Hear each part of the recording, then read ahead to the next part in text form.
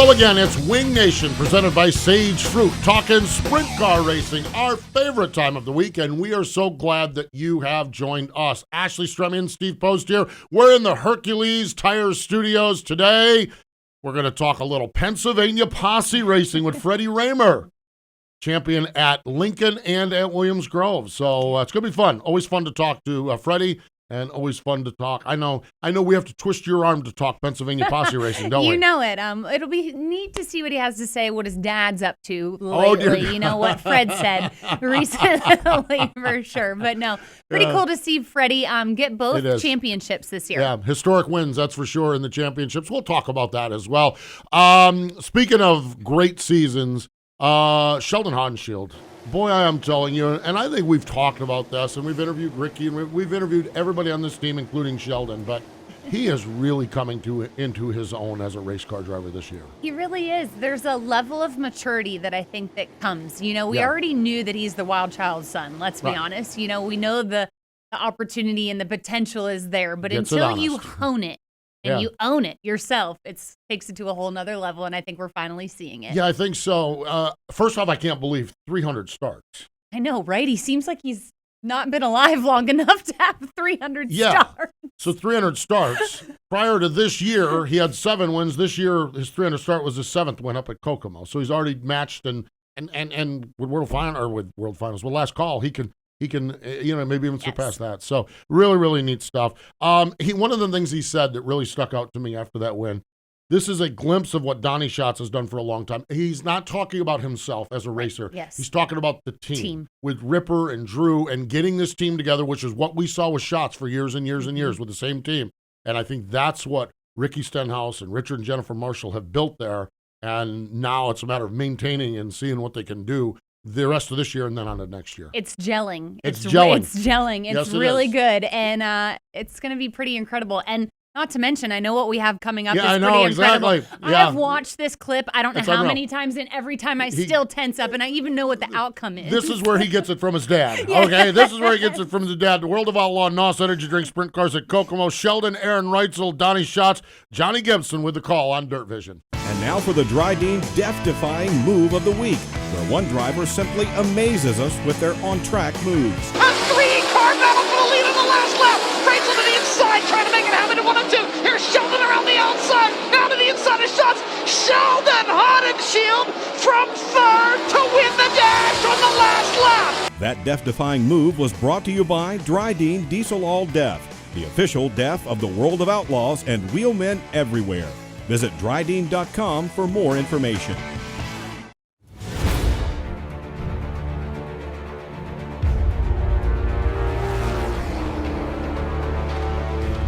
Pride. Passion. Performance. We are Team Dryden.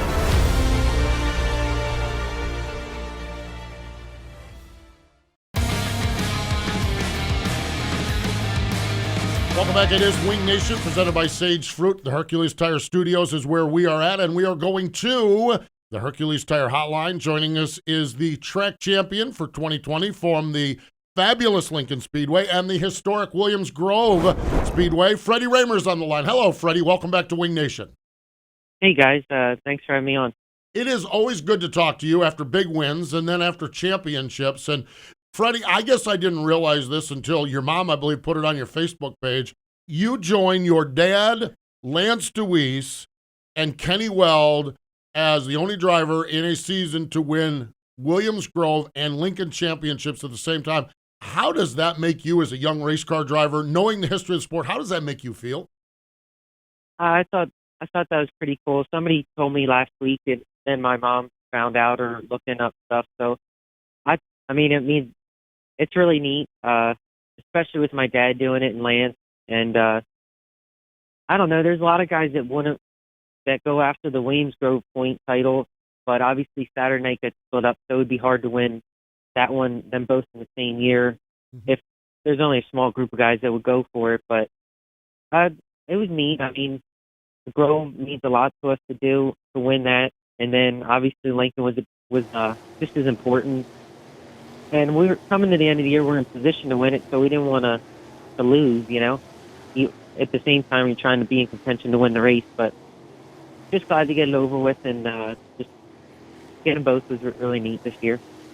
Now, is that something that you guys plan out, before the season starts? Hey, we're going to run for points here and we're going to run for points here. Or do you just kind of race, and as the season unfolds and, like you said, once it gets closer to the end and you're leading the points, you try to play it safe?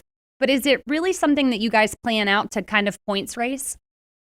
Not really. The only one that we really try to, a goal of ours would be obviously the Grove on Friday night, to try to win that.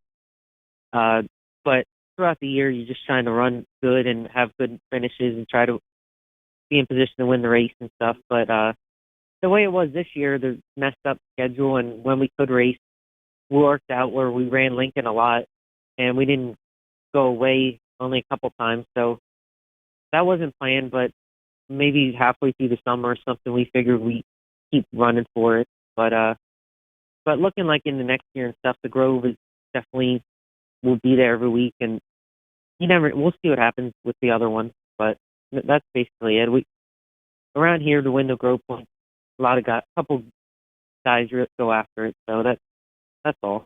Yeah. Freddie, when we look at your season, particularly at Williams Grove, you were kind of in just a scrum, if you will. And part of me thought you guys were all running good, and part of me thought there were times where it's like, well, Freddie's not running good, Brent's not doing this, Danny's not doing this. But boy, you picked the right time of the year. Did you guys find something down the stretch, because you won all your races in the latter part of the season? Did you guys hit on something, particularly at Williams Grove at the end of the year, that put you over the top on this thing? Yeah, we changed up.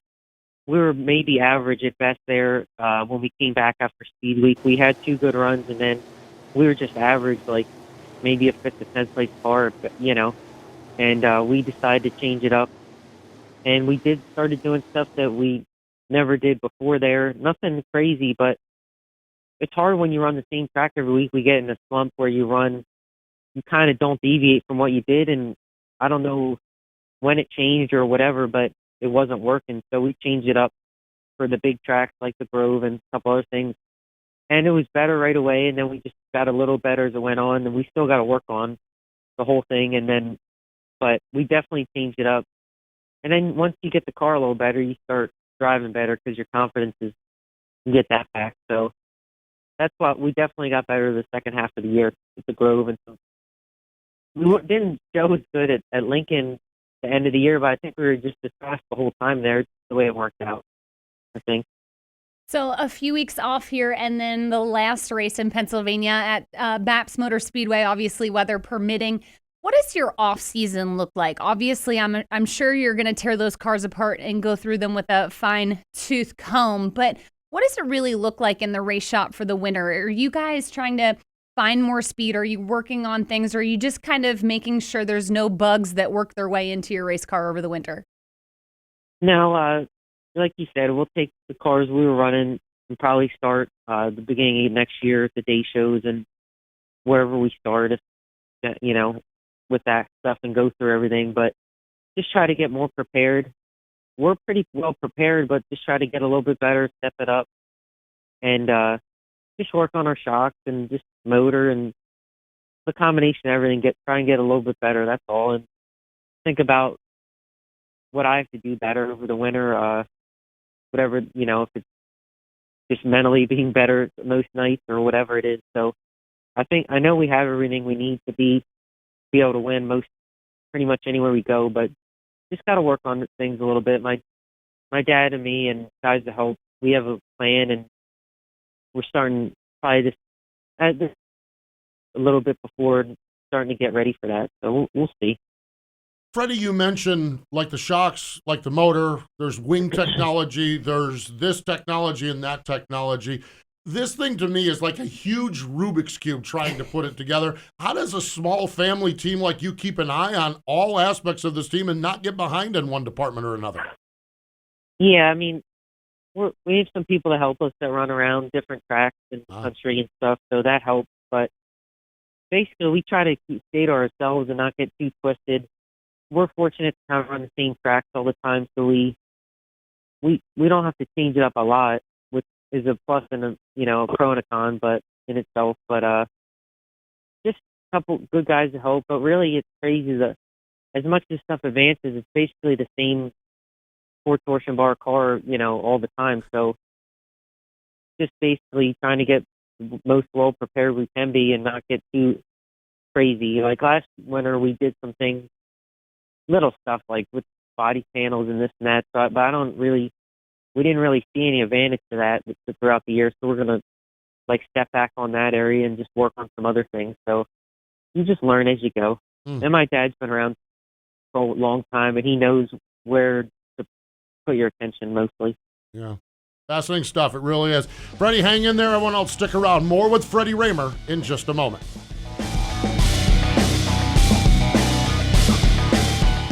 Hey, Ashley, what are you up to? Oh, I just stopped by to grab some sage fruit apples. Now I just have to decide which ones. You can never go wrong with a Honeycrisp. They're light, crisp, and full of perfectly balanced flavor. Oh, hey. You could always go with one of their classics, the Gala or Fuji. They're both sweet and juicy.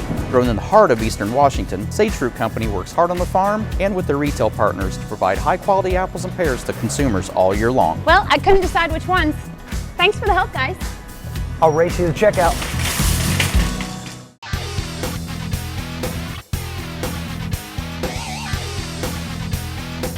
Wig Nation, presented by Sage Fruit, rolling along here. Freddie Rahmer joins us in the Hercules Tire Hotline. Always a pleasure to talk to the young racer and the champion this year at Lincoln and Williams Grove. Freddie, we always like to go a little off track.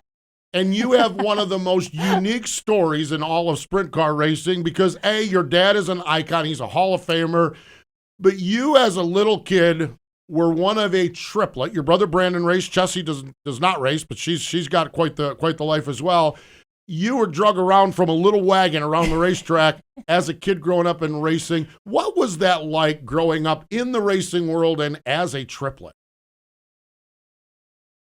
I don't know. It's the only childhood I know, but compared to some of my friends and stuff in school, I don't know what it would be like without doing that, growing up around racing. Like every weekend we were together, my family, and either in the motorhome, spending time together or whatever. So we're fortunate to be able to do that all the time. And just nice. And most of the people at the races in general are all good people. So it was a lot of fun. And I wish sometimes I was still that age where we were playing around in the infield or whatever. But it was always a good time. And my parents always looked after us. So it worked out well. How much has that changed? Obviously, you've all grown up, you all have your different career paths, but how involved are your brother and sister still, obviously, with racing and your family in general now that you're a champion? Obviously my brother races not as much as I do, but mostly every week, at least once a week, sometimes more. But so we're always together at that race and race against each other. And throughout the week, we spend a lot of time together getting ready, and we have common interests, but my sister, and she's doing her thing. Like, she moved away here recently and started working at a really good job, and but she's still into racing and comes as much as she can with everything else going on. So I wish, you wish you could spend more time together like you used to, but the racing keeps everybody pretty close. I do want to go back to, I got one final question. Now, did I see that your sister got engaged? Yeah, that might have been like a month ago now, but okay. She did. So I guess roughly they're planning out the wedding or whatever from 2 years from now. And I told her yesterday I'm looking forward to that big time. Yeah. Like doing something non-racing together, our whole family and all our friends will be there. So, and obviously her fiance's family and all that stuff. So that's going to be, I'm really looking forward to that. But it's a year and a half to 2 years out or something around there. Ashley, can you imagine this boy with Freddie's dad, this being I'm telling you what, that now, I can't imagine moving into the Rahmer family with Fred. Yes. Freddie, have you given this fiance any advice on how to handle your dad, Fred? No, he's pretty cool guy. He's just like us pretty much, and he works hard, and he's a good guy. He gets fits right in. So That's I don't know, I guess it really couldn't work out any better, but my dad, he's a piece of work, though, so he either way, he would have to figure it out, I guess. That is the best way I've ever heard it put. He's a piece of work. There's no doubt about it. Oh, my God. One of my favorite people on the planet is your dad. So that's great. That's awesome.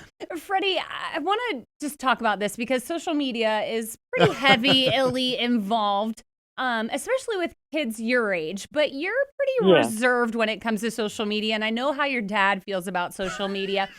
But is there a reason that you kind of shy away from that?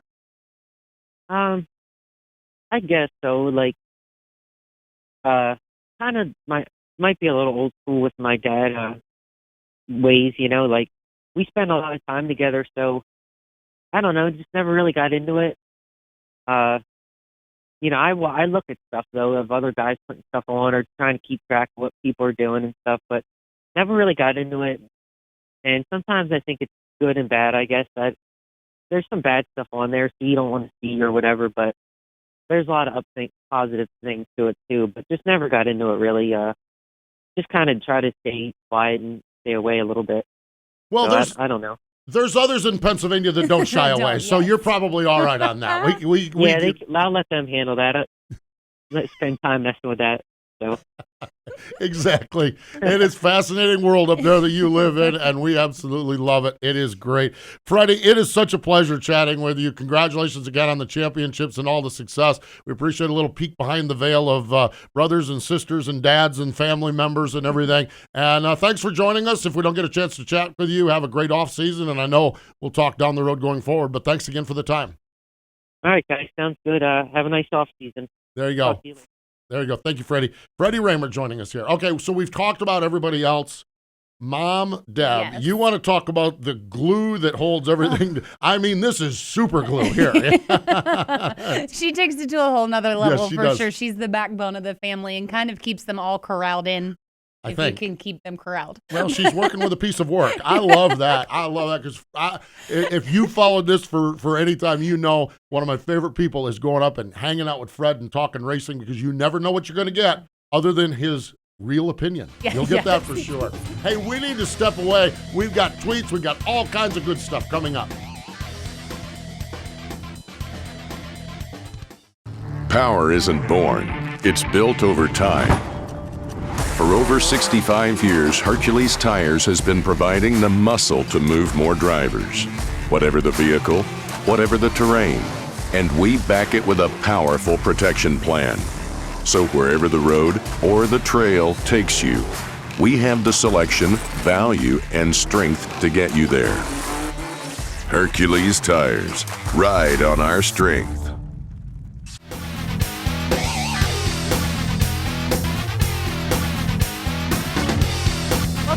Watching Wing Nation presented by Sage Fruit, and it is time for the Tweet Your Seat tweet of the week. They're still coming in even though this season is dwindling down, but this tweet comes from Derek Bean. He was at Kokomo, Indiana, and it is the 4 wide salute, the famous Johnny Gibson roll-off for the NOS Energy Drink sprint cars. We talked about it earlier. Sheldon Hodenshield was your winner. He was followed by Donnie Schatz and Logan Schuchart. Obviously, this was the next to last weekend. We roll into the last call. So we have a points battle. Sort of, kind of. Yeah, Brad's kind of stepped out a little bit on that one. 46 points over Logan and 64 over Donnie Schatz. So, yeah, we kind of sort of have a points battle. Yeah. Yeah, which has been in some years. Mechanical failure. No, he doesn't. No? Well, he would need to have that for Logan to have a chance. Yes, exactly. Yeah, you don't wish anything bad on anybody. No, never. Exactly. There you go. Last week on our podcast show, we spent some time with Rico Abreu. Aaron Evernham and I do that. You can find all those shows on wingnation.com. Rico shared with us, he's from Northern California, the Calistoga area, shared with us a couple of different things. That area has been just torched by the fires. And his family on their winery has built a pumpkin patch for the kids. Oh. And there's some kids up there that have gone through some really horrible times. And they have too, with the vineyard being burnt. And their everything around their vineyard got burnt, but the vineyard survived. But the Abreu family did this pumpkin patch. But one of the other things he does, this guy has a heart of gold. On shoprico.com, breast cancer awareness and dwarfism awareness. Rico Abreu is just a guy, the heart of gold as far as a young man goes, for sure. And everybody loves him. You know, that's what's so great about it, is it's kind of a give-take, if you will. You know, he loves to give, and everyone loves to know that they know Rico, and he takes the time for people. It's incredible. Really, truly is. A lot of passion there. And I want to go back a little bit of time here. A lot of passion with the Dream Team. You know the Dream Team. Donnie Kreitz, the owner. Davey Brown, the mechanic. Lance Deweese, the champion, or the driver of that car. A couple of weeks ago, you were up in Pennsylvania, and we've talked so much about that Tuscarora 50 win a few weeks ago. You got a little bit of a backstory on that. Yeah, so obviously it was Lance's 7th Tuscarora 50 win, which is absolutely incredible. And we all know that the Dream Team, but Davey Brown, the mechanic, he's 84, 85 years old now, head crew chief.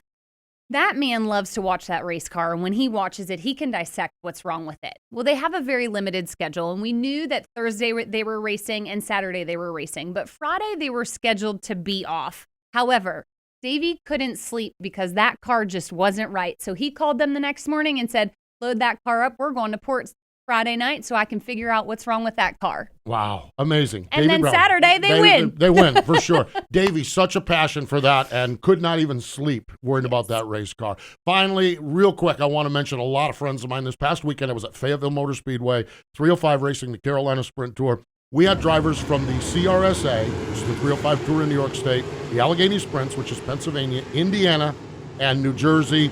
And it was just a fantastic weekend. Sean Vardell is the champion of that tour. And while we're there, there's 67 305 sprint cars up at Port Royal. Yes. So the 305 tour is just really something that's fascinating. And speaking of Port Royal, Garrett Bard won the race at Port Royal on Saturday night, and he is the IMCA national champion. So great racers across the country, for sure. You know, Ford's racing roots extend all the way back to 1901 when Henry Ford won his first and only race.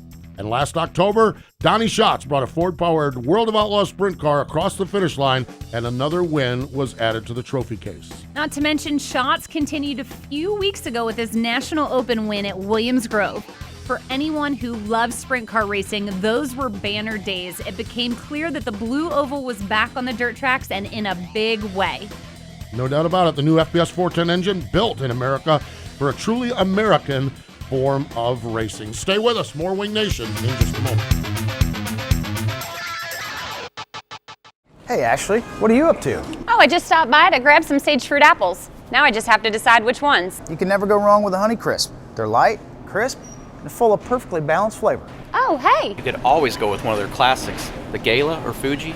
They're both sweet and juicy. Grown in the heart of Eastern Washington, Sage Fruit Company works hard on the farm and with their retail partners to provide high-quality apples and pears to consumers all year long. Well, I couldn't decide which ones.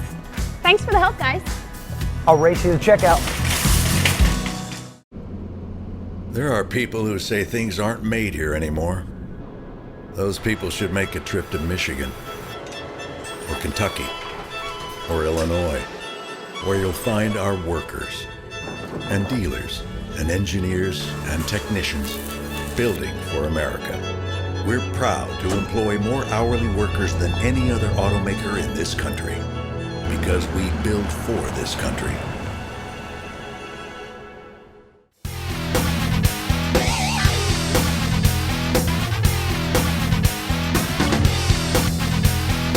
Wing Nation presented by Sage Fruit rolling along. Next weekend, no World Finals.